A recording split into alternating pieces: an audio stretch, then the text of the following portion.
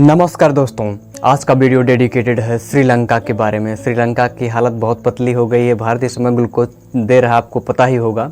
इसके बारे में डिटेल में जान लेते हैं। श्रीलंका भारी कर्ज तले एकदम से डूब रहा है, जिससे उसका विदेशी मुद्रा भंडार बहुत कम हो गया है, 1.6 बिलियन डॉलर के आसपास, जो कि किसी देश के लिए बहुत ही सेंसिटिव केस होती है। अब देश के पास कुछ ही हफ्तों का पैसा बचा है, जो विदेशों से माल मंगा करके या खाने पीने के सामान अपने यहाँ मंगा सके। श्रीलंका के एक दिग्गज नेता हैं, जो कि वो विपक्ष के नेता हैं। उन्होंने ये बयान दिया है कि अब हमारे पास इतना भी पैसा नहीं है कि हम गूगल मैप को पैसा दे पाएँ उसका इस्तेमाल करने के लिए। वहीं खाद्य महंगाई की बात करें तो वह भी अपने उच्चतम स्तर लगभग से 35% के आसपास पहुँच गई है। वहीं श्रीलंका में 1 लीटर दूध की कीमत 2000 रुपये पहुँच गई है।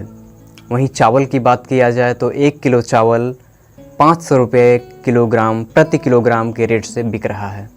वहीं एक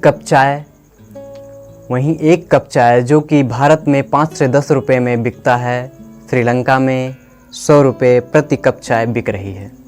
श्रीलंका के पास विदेशी मुद्रा का भंडारण न होने के कारण वह विदेशों से अपना माल नहीं मंगा पा रहा है, जिस वजह से जो भारत में 20 रुपया किलो आलू बिकता है, वह वहाँ 200 रुपये किलो प्रति ग्राम बिक रहा है। अब ऐसे ही आप सोच लीजिए कि ये इस समय इनका देश जो है पैसों की कमी से जूझ रहा है और ये टैक्स में कटौती कर रहे हैं।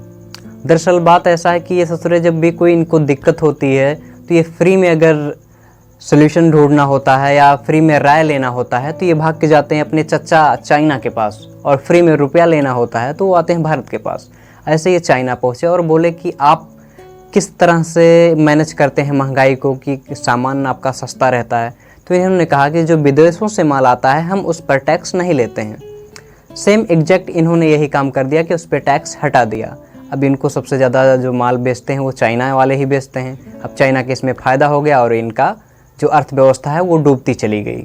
आपको पता होगा जो वहाँ के करंट प्रधानमंत्री हैं उनका नाम महिंदा राजपक्षे है, जो कि भारत से इतना नफ़रत करते हैं। इन्होंने अपना पिछला इलेक्शन भारत और भारत के प्रधानमंत्री और भारत के लोगों को गालियां दे करके जीती।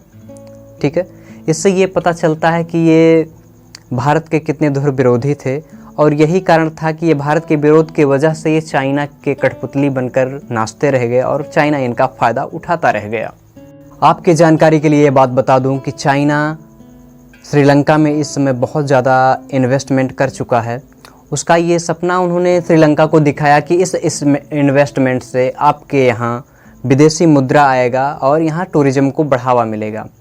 लेकिन सेम इसका उल्टा हुआ, और इसका मेन जो कारण हुआ वो था कोरोना वायरस का संक्रमण। इस इन्वेस्टमेंट से चाइना बहुत खुश था, तो वहीं भारत की चिंताएं भी जाहिर थी। भारत ने इस पर बाकायदा एक रिपोर्ट भी तैयार करके श्रीलंका सरकार को अवगत कराया, लेकिन श्रीलंका की सरकार ने भारत का ही विरोध करने लगा कि ये हमारी उन्नति को रोक रहे हैं, जिस वजह से श्रीलंका ने इस पर विशेष ध्यान नहीं दिया।